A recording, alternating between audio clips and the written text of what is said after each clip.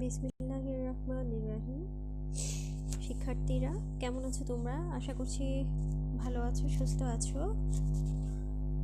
তোমাদেরকে অনলাইন ক্লাসে আবারও শুভেচ্ছা জানাচ্ছি। তোমাদের সাথে আমার কোষ রসায়ন অধ্যায়টি নিয়ে আলোচনা চলছিল। আজকে আবার আমরা এই অধ্যায়টির কিছু গুরুত্বপূর্ণ বিষয় নিয়ে পুনরায় আলোচনা করব। গত ক্লাসে আমরা পড়েছিলাম প্রোটিন সম্বন্ধে, অর্থাৎ কোষের একটি খুবই গুরুত্বপূর্ণ জৈব রাসায়নিক উপাদান। আজকের ক্লাসে আমরা পড়ব লিপিড বা স্নেহ জাতীয় পদার্থ, অর্থাৎ কোষের অন্যতম একটি গুরুত্বপূর্ণ জৈব রাসায়নিক পদার্থ। তো চলো আমরা মূল ক্লাসে চলে যাই। প্রথমে আসি আমরা লিপিড বা স্নেহ জাতীয় পদার্থটা আসলে কি। আচ্ছা, উদ্ভিদ এবং প্রাণীদেহের একটি গুরুত্বপূর্ণ জৈব রাসায়নিক পদার্থ হচ্ছে লিপিড। কার্বোহাইড্রেটের মতো এখানেও তোমার কার্বন, হাইড্রোজেন এবং অক্সিজেন থাকবে, এবং এগুলো হচ্ছে স্নেহ জাতীয় পদার্থ, সেজন্য আমরা এগুলোকে বলি কি লিপিড। আর রাসায়নিকভাবে যদি বলা যায় তাহলে লিপিড হলো তোমার অ্যালকোহল এবং ফ্যাটি অ্যাসিড এর যে এস্টার সেটাকে আমরা বলবো হচ্ছে লিপিড। এবং তোমার শক্ত এবং কঠিন যে লিপিড সেটাকে আমরা কি বলি? চর্বি। আর তরল লিপিডকে আমরা কি বলি? তেল। লিপিডের তোমার প্রাণীজ চর্বি যেমন ঘি, মাখন, দুধ এগুলো হচ্ছে প্রাণীজ উৎস। আর উদ্ভিদ জগতে যেগুলো আছে তোমরা জানো, সরিষার তেল, তিল, সয়াবিন, নারিকেল, সূর্যমুখী, বাদাম, জলপাই, পাম অয়েল এগুলোর বীজে কি থাকে? লিপিড সঞ্চিত থাকে, যেগুলো আমরা তেল হিসেবে খেয়ে থাকি, ভোজ্য তেল হিসেবে খেয়ে থাকি। এছাড়া তোমার আকন্দ, ভেড়ার লোম, হাঙর মাছ, মৌচাক এবং তিমির দেহে প্রচুর পরিমাণে কি থাকে? লিপিড থাকে। আর লিপিড হলো, এটি হলো কোনো বর্ণ থাকবে না, বর্ণহীন, গন্ধহীন এবং স্বাদহীন একটি পদার্থ। এটা পানিতে অদ্রবণীয়, অর্থাৎ পানিতে এরা দ্রবণীয় নয়। এগুলো তাহলে কিসে দ্রবণীয় হবে? Ether, alcohol, benzene, chloroform, acetone, petroleum এইসব জাতীয় পদার্থে এটি দ্রবণীয়। আর এগুলো হচ্ছে ফ্যাটি অ্যাসিডের এস্টার হিসেবে সাধারণত পাওয়া যায়। আর পানির চেয়ে এটি হালকা, সেজন্য লিপিড পানিতে ভাসে।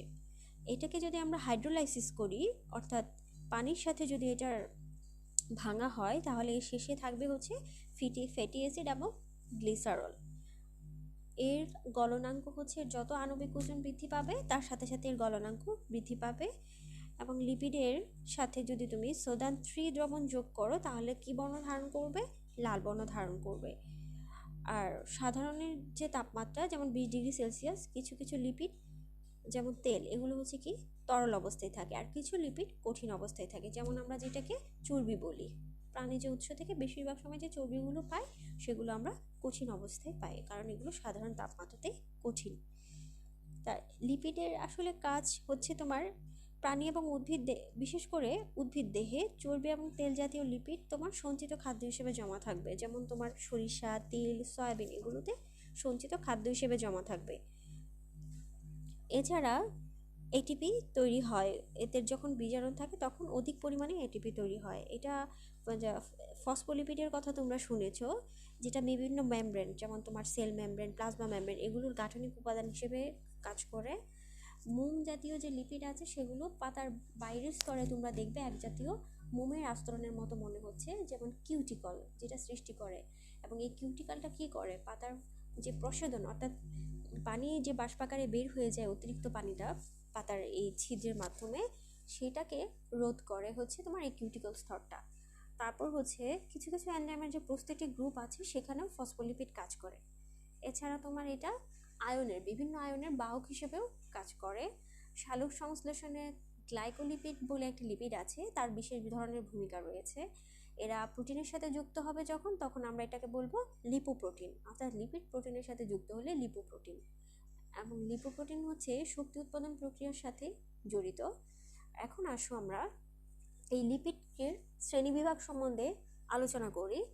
লিপিডের শ্রেণীবিভাগের মধ্যে রাসায়নিক যে গঠন প্রকৃতি সে অনুসারে হচ্ছে লিপিড 3 প্রকার। এক হচ্ছে সরল লিপিড, যেটাকে আমরা বলবো চর্বি, তেল, মোম এগুলো। যৌগিক লিপিডের মধ্যে আছে ফসফোলিপিড, গ্লাইকোলিপিড, সালফোলিপিড এই জাতীয় পদার্থগুলো।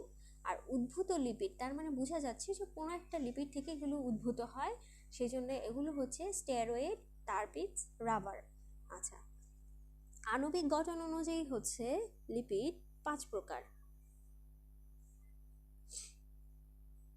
আণবিক গঠন অনুযায়ী লিপিড 5 প্রকার। এই 5 প্রকার কি কি লিপিড আমরা সেটি এখন জানবো। আণবিক গঠন অনুযায়ী হচ্ছে তোমার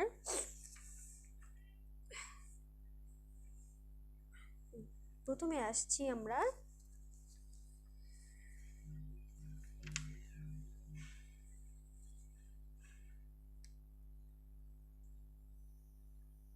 সরল লিপিড সম্বন্ধে জানব। সরল লিপিড আসলে জিনিসটা কি?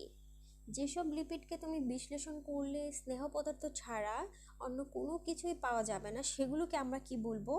সরল লিপিড। যেমন তোমার স্নেহদ্রব্যের মধ্যে আছে চর্বি এবং তেল, আরেকটি হচ্ছে কি মোম। এটি 2 প্রকার, অর্থাৎ স্নেহদ্রব্য, আরেকটি হচ্ছে মোম। আচ্ছা, এখন দেখো স্নেহদ্রব্য চর্বি আর হচ্ছে কি তেল। চর্বি আমরা আগেই বলেছি যে এটা হচ্ছে কঠিন, আর তেল হচ্ছে কি তরল। ফ্যাটি অ্যাসিডের গ্লিসারলের যে এস্টার সেটাকে বলবো স্নেহদ্রব্য। আর এখানে কি থাকবে? 3 অণু ফ্যাটি অ্যাসিডের সাথে 1 অণু কি যুক্ত হবে? গ্লিসারল যুক্ত হবে। যখন যুক্ত হবে তখন আমরা এটাকে বলবো ট্রাইগ্লিসারাইড, অর্থাৎ এটা নিউট্রাল লিপিডে তখন পরিণত হয়। এবং এই ট্রাইগ্লিসারাইডটাই হচ্ছে 2 রকম, একটা চর্বি আর একটা হচ্ছে কি তেল। চর্বিটা হলো সম্পৃক্ত ফ্যাটি অ্যাসিড দিয়ে তৈরি, আর তেলটা হচ্ছে অসম্পৃক্ত ফ্যাটি অ্যাসিড দিয়ে তৈরি, এবং সাধারণ অবস্থায় এটা তরল।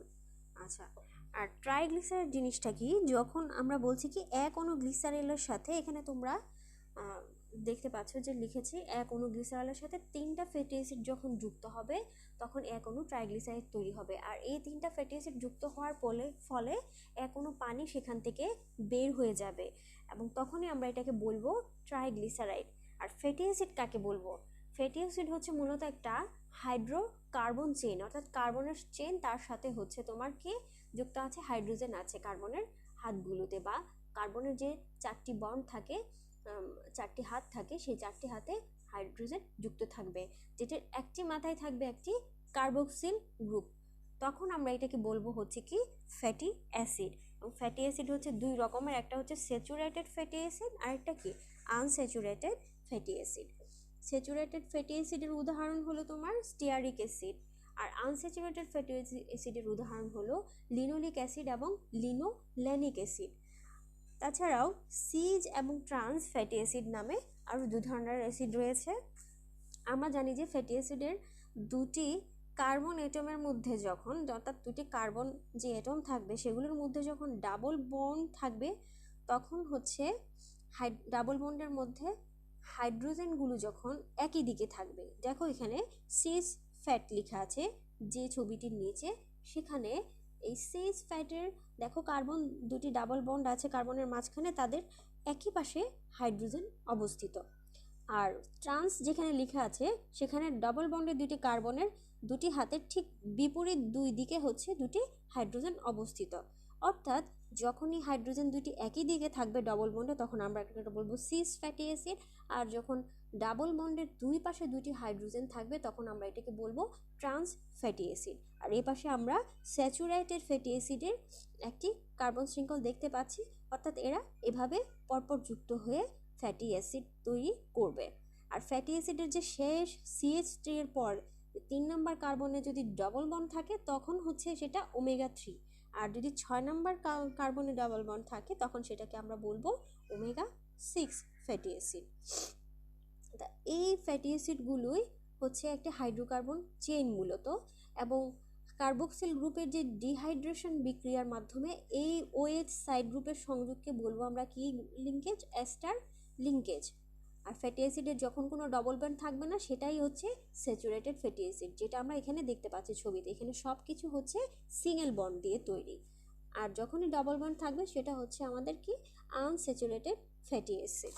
এখন আসি আমরা আমাদের সরল লিপিড শেষ হয়ে গেল। এখানে সরল লিপিডের স্ট্রাকচারে দেখো প্রথমেই আমরা যেটা দেখতে পাচ্ছি সেটা হচ্ছে গ্লিসারল।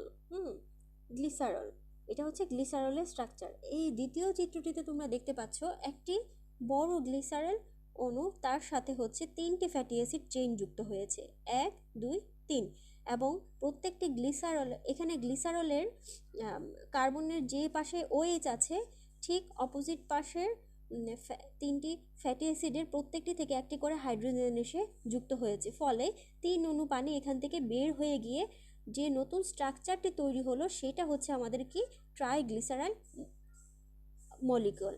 এবং এখানে এই এক অণু পানি বের হয়ে যাওয়ার ফলে গ্লিসারলের কার্বনের সাথে ফ্যাটি অ্যাসিডের অক্সিজেনের একটি কার্বন অক্সিজেন বন্ড তৈরি হয়েছে। এইভাবে এক এক তিনটি ফ্যাটি অ্যাসিড এবং একটি গ্লিসারল পরস্পর যুক্ত হয় এবং 3 অণু পানি বের হয়ে যেয়ে আমরা যে মলিকিউলটি পাবো সেটা হচ্ছে কি আমাদের ট্রাইগ্লিসারাইড মলিকিউল। এখন আসি আমরা যৌগিক লিপিড কাকে বলে। সরল লিপিডকে আমরা জানি যে ভাঙলে স্নেহ পদার্থ ছাড়া আর কোনো কিছু পাওয়া যায় না, কিন্তু যৌগিক লিপিডের ক্ষেত্রে কিছু জৈব এবং অজৈব পদার্থের সংমিশ্রণে যে লিপিডটি তৈরি হবে সেটাকে আমরা বলবো কি লিপিড, যৌগিক লিপিড। এটি কয় প্রকার? 4 প্রকার। এক হচ্ছে ফসফোলিপিড, গ্লাইকোলিপিড, সালফোলিপিড আর lipoprotein. Phospholipid glycerol, fatty acid আর ফসফেট এই তিনটির সমন্বয়ে যে লিপিড গঠিত হবে সেটা হচ্ছে ফসফোলিপিড।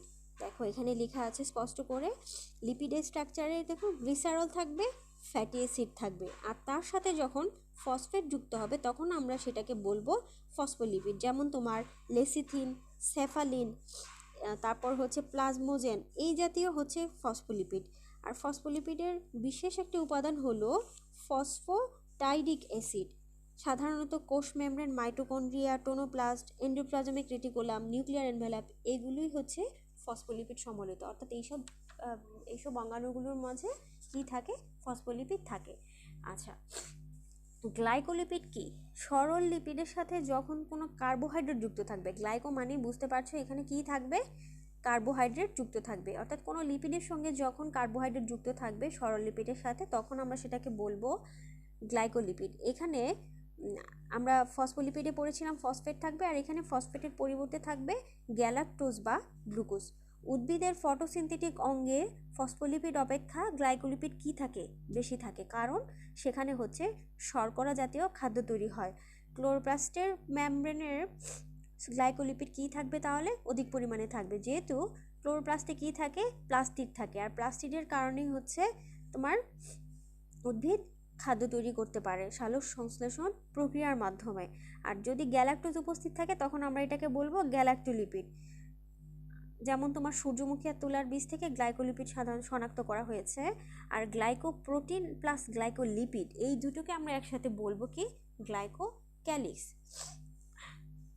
এগুলো কি তাহলে? ফটোসিনথেটিক অঙ্গাণু গঠনে এই লিপিডটি ভূমিকা পালন করে। এখন আমরা আসো সালফোলিপিড। বুঝতেই পারছি যে এখানে কি থাকবে? এই গ্লাইকোলিপিডে সালফার থাকবে, এটাও এক ধরনের গ্লাইকোলিপিড, কিন্তু এখানে কি উপস্থিত থাকবে? সালফার উপস্থিত থাকবে। আচ্ছা, যেমন ক্লোরোপ্লাস্টের উপস্থিতি সাধারণত সীমাবদ্ধ অবস্থায় থাকে, উদ্ভিদে প্রচুর পরিমাণে সালফোলিপিড এই যৌগটা পাওয়া যায়। এরপরে 4 নাম্বার যৌগিক লিপিডটি আমরা পড়বো কি? লিপোপ্রোটিন। লিপিডের সাথে যখন প্রোটিন যুক্ত হবে, বুঝাই যাচ্ছে লিপোপ্রোটিন, তার মানে লিপিড এবং প্রোটিন যুক্ত হয়ে যে জৈব রাসায়নিক পদার্থ গঠন করবে তাকে আমরা বলবো লিপোপ্রোটিন। অধিকাংশ ক্ষেত্রেই দেখা যায় এদের লিপিড অংশে কোলেস্টেরল এস্টার এবং ফসফোলিপিড এই দুটি নিয়ে হচ্ছে গঠিত। তার মানে লিপিড অংশটা হচ্ছে কি কি থাকবে? কোলেস্টেরলের এস্টার থাকবে এবং ফসফোলিপিড, এই দুটো জিনিস দিয়ে গঠিত হবে। 3 নম্বরে আসি আমরা, আমাদের কি লিপিড? উদ্ভূত লিপিড। যৌগিক লিপিডকে যদি আমরা আর্দ্র বিশ্লেষণ করি, অর্থাৎ পানি দ্বারা হাইড্রোলাইসিস করি, তারপরে যে লিপিডটি উদ্ভূত হবে সেটাকে আমরা উদ্ভূত লিপিড বলবো, বা এটাকে উৎপাদিত লিপিডও বলা যায়। যেসব যৌগে তোমার আইসোপ্রিন এককটা কি?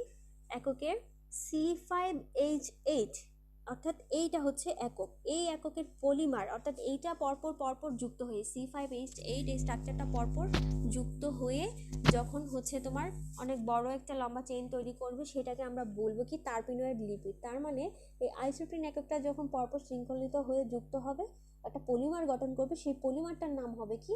টার্পিনয়েড লিপিড। এই টার্পিনয়েড লিপিডটা হচ্ছে উদ্ভূত লিপিডই। এটাকে আমরা 3 ভাগে ভাগ করতে পারি। এক হচ্ছে স্টেরয়েড, 2 হচ্ছে টার্পিনস, 3 হচ্ছে কি? রাবার। এটা স্টেরয়েডস হচ্ছে 4টি ভিন্নতর কার্বনের শীট দ্বারা, আর এটাতে কার্বনের পার্শ্ব শিকল নিয়ে গঠিত, এটা হলো স্টেরয়েড। আর এই স্টেরয়েডে কি থাকছে আমাদের, যেমন যেসব স্টেরয়েডে এক বা একাধিক হাইড্রোক্সিল গ্রুপ থাকে তাদেরকে বলবো আমরা স্টেরল। এই ব্যাকটেরিয়া এবং সায়ানোব্যাকটেরিয়া ছাড়া বিভিন্ন উদ্ভিদে এই স্টেরলটি বিদ্যমান।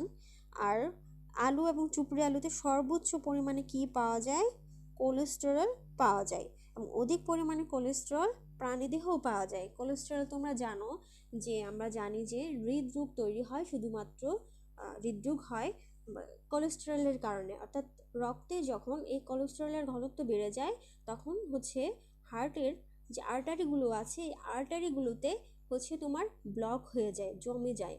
এই কোলেস্টেরল জমে গিয়ে এখানে ব্লক তৈরি করে, ফলে বিভিন্ন ধরনের হৃদরোগ হয়ে থাকে, যেটাকে আমরা বলি রক্ত চলাচল যখন কমে যাবে তখন আমরাকে বলছি এটাকে করোনারি থ্রোম্বোসিস। অর্থাৎ যখনই এখানে জমাট বাঁধবে তখনই রক্তনালীগুলো কি হয়ে যাবে, সরু হয়ে যাবে।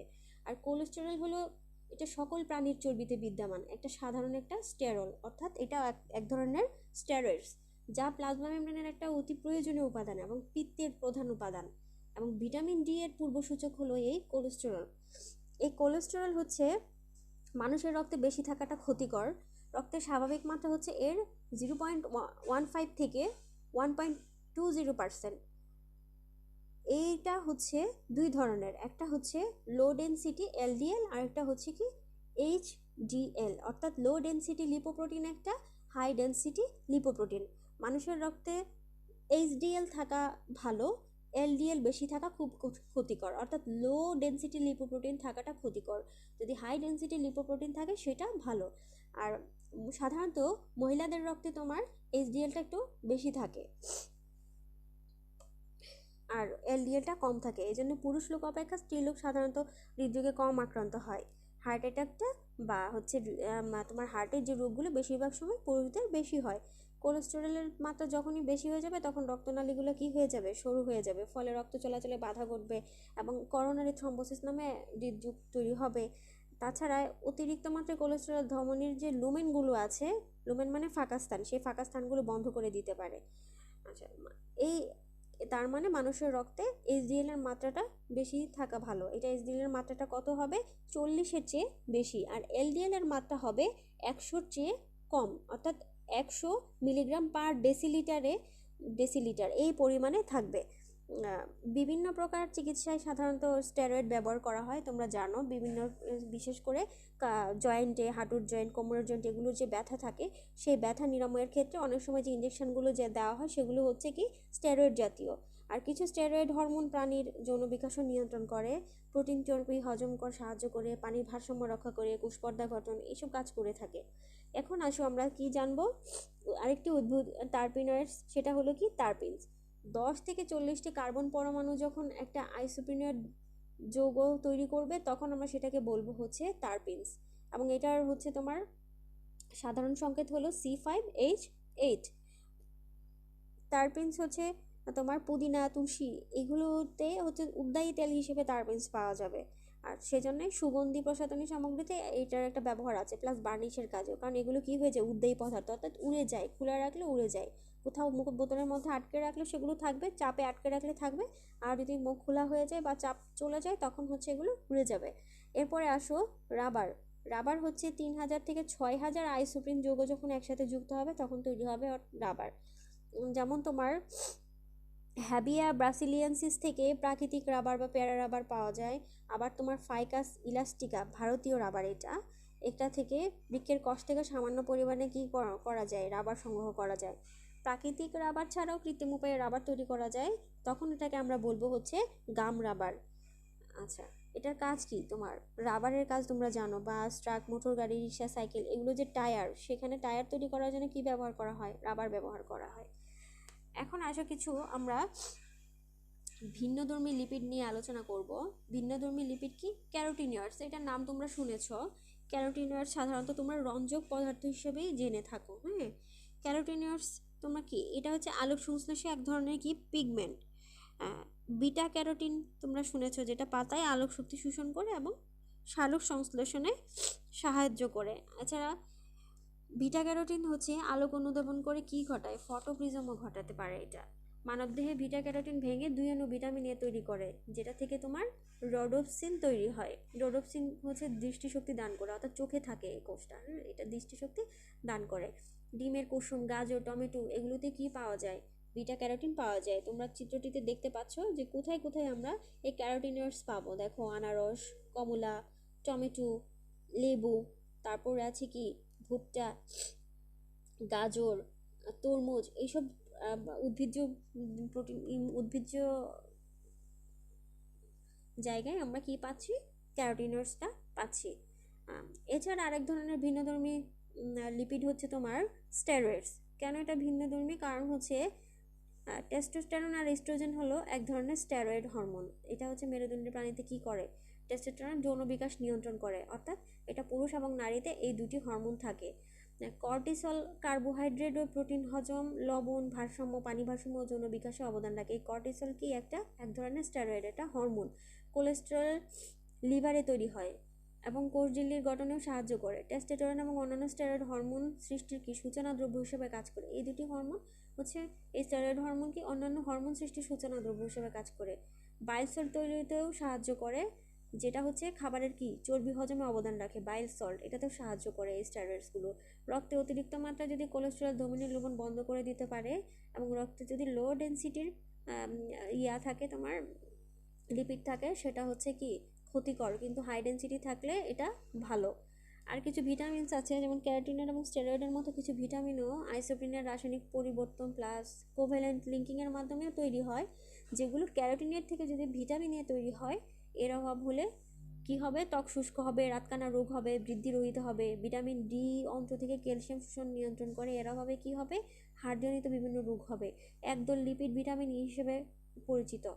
এরা জারণ বিজারণ বিক্রিয়ার ক্ষতিকর দিক থেকে কোষকে রক্ষা করে। ভিটামিন কে সবুজ শাকসবজিতে পাওয়া যায়। আবার অন্ত্রের ব্যাকটেরিয়াও তৈরি করে, এগুলো রক্ত জমাট বাঁধতে সাহায্য করে। কোনটা? Vitamin K. পানিতে দ্রবণীয় ভিটামিন আছে, আমরা জানি দুটি ভিটামিন, সেটা কোনটা? বি এবং সি, বিসি। আর পানিতে অদ্রবণীয় ভিটামিন হলো, এটাকে আমরা বলি হচ্ছে কেডা, KEDA, কেডা, অর্থাৎ vitamin K, vitamin E, vitamin D, vitamin A. এভাবে মনে রাখলে তোমাদের মনে রাখাটা সহজ হবে। তাহলে জীবদেহে তার মানে আমাদের ভিটামিনের এই যে লিপিডের অসংখ্য ভূমিকা রয়েছে। গ্লাইকোলিপিড সালোক সংশ্লেষণে ভূমিকা রাখে, ফসফোলিপিড কোষের আয়ন বাহকে কাজ করে, তারপরে হচ্ছে ফসফোলিপিড হচ্ছে বিভিন্ন প্লাজমা মেমব্রেন, কোষঝিল্লি এগুলোর হচ্ছে গাঠনিক উপাদান হিসেবে কাজ করে। বীজের শস্যে লিপিড জমা থাকে। তারপরে প্রাণীদেহের ত্বকের নিচে সঞ্চিত চর্বি, এটা হচ্ছে তাপ নিরোধক, অর্থাৎ তাপটাকে ধরে রাখতে পারে। তারপর হচ্ছে মোম জাতীয় কিছু লিপিড উদ্ভিদের কাণ্ডে কিউটিকল হিসেবে কাজ করে, যেগুলো হচ্ছে প্রশোধনের হার কমায়। টারপেনস লিপিড সুগন্ধি সৃষ্টি করে। লিপিড থেকে কিছু প্রোটিন পাওয়া যায়, যেমন লিপোপ্রোটিন, হরমোন পাওয়া যায়, এবং কোলেস্টেরল, এগুলো কি করে? সংশ্লেষিত করে। তার মানে আমাদের দেহে এই লিপিডের খুব ভূমিকা রয়েছে। তোমরা নিচে একটা চিত্র দেখতে পাচ্ছ, এই যে স্টেরয়েডের স্ট্রাকচার, এখানে ABCD দিয়ে 4টা রিং বোঝানো হয়েছে, যেগুলো হচ্ছে কার্বন হাইড্রোজেনের রিং স্ট্রাকচার। এই রিং স্ট্রাকচারে এইভাবেই হচ্ছে ওরা সজ্জিত হয়ে বা বন্ড তৈরি করে স্টেরয়েডের স্কেলিটন স্ট্রাকচার তৈরি করে। আর কোলেস্টেরলে দেখো, এখানে কোলেস্টেরলের ক্ষেত্রে কি দেখতে পাচ্ছি আমরা? এখানে একটা OH মূলক আছে, আর এদিকে একটা কি CH3 আছে, প্লাস হচ্ছে দুটি এখানের রিং স্ট্রাকচারের মধ্যে একটি ডবল বন্ড আছে। আবার উপরের যে C এবং D রিং স্ট্রাকচারের মাঝে তোমরা দেখতে পাচ্ছ যে একটি হাতে কার্বনের, একটি হাতে CH, কার্বনের হচ্ছে প্লাস সেকেন্ড ব্র্যাকেটের মধ্যে CH2 উইদিন 3, অর্থাৎ এটি চেইন আকারে এখানে যুক্ত আছে, হ্যাঁ, একটি শৃঙ্খল। অর্থাৎ যখনই হচ্ছে স্টেরয়েডের স্কেলিটনের এখানে তোমার এই শৃঙ্খলিত এই চেইনটি পাওয়া যাবে, তখন আমরা সেটাকে কি বলবো? কোলেস্টেরল বলবো। আর কোলেস্টেরল হচ্ছে, যদি 2 রকম, যেহেতু LDL HDL, এর মধ্যে একটা মানুষের শরীরে থাকাটা ক্ষতিকর, আর একটা মানুষের শরীরে থাকাটা হচ্ছে ভালো। আর এই লিপিড প্রোফাইল নামে এক ধরনের টেস্ট আছে, যেটার মাধ্যমে মানুষের শরীরের এই কোলেস্টেরলের পরিমাণ কেমন আছে এটা হচ্ছে বোঝা যায়। এবং এই প্রোফাইল করার মাধ্যমে কারো যদি হার্টে প্রবলেম থাকে, রক্তের ঘনমাত্রা বেশি থাকে, সেটা বোঝা যায়। এখানে কি কি থাকবে তোমার? এখানে থাকবে হচ্ছে লিপিড প্রোফাইল পরীক্ষায় টোটাল কোলেস্টেরল, যেটাকে বলা হচ্ছে TC। লো ডেনসিটি লিপোপ্রোটিন থাকবে LDL, হাই ডেনসিটি লিপোপ্রোটিন যেটাকে আমরা বলবো HDL, থাকবে ট্রাইগ্লিসারাইড TG। আর স্বাভাবিক মাত্রা হচ্ছে ট্রাইগ্লিসারাইডের 150-র চেয়ে পার মিলিগ্রাম পার ডেসিলিটার, এটা হচ্ছে একক। এই এককে 150-র চেয়ে কম থাকবে পরিমাণে। এলডিএল থাকবে 100-র চেয়ে কম, আর এইচডিএল থাকবে 145-এর চেয়ে বেশি। আর হচ্ছে তোমার টোটাল কোলেস্টেরল থাকবে লেস দেন 200 মানুষের রক্তে। আর বর্ডার লাইন তার মানে কি 150 থেকে 199 ট্রাইগ্লিসারাইড, এলডিএল হচ্ছে 130 থেকে 159, এইচডিএল হচ্ছে 90 থেকে 145। আর তোমার টোটাল তাহলে হচ্ছে কোলেস্টেরল হচ্ছে 200 থেকে 239। তার মানে যদি কারো ট্রাইগ্লিসারাইড 200 থেকে 499 এই মাত্রায় থাকে সেটা হচ্ছে ঝুঁকিপূর্ণ মাত্রা। আর এলডিএল যদি 160 থেকে 189 থাকে তাহলে সেটা হচ্ছে ঝুঁকিপূর্ণ মাত্রা। এইচডিএল যদি 90 মিলিগ্রাম পার ডেসিলিটারের কম থাকে সেটা হচ্ছে ঝুঁকিপূর্ণ মাত্রা। তার মানে টোটাল কোলেস্টেরল লেস দেন 240 থাকলেও সেটা ঝুঁকিপূর্ণ মাত্রা। থাকতে হবে কি 200-এর মধ্যে। তা এই হচ্ছে টোটাল কোলেস্টেরল আমরা HDL plus LDL plus 20% triglyceride level দিয়ে পরিমাপ করব। আজকে তোমাদের ক্লাস এই পর্যন্তই। তোমরা সবাই ভালো থাকো, সুস্থ থাকো। আল্লাহ হাফেজ।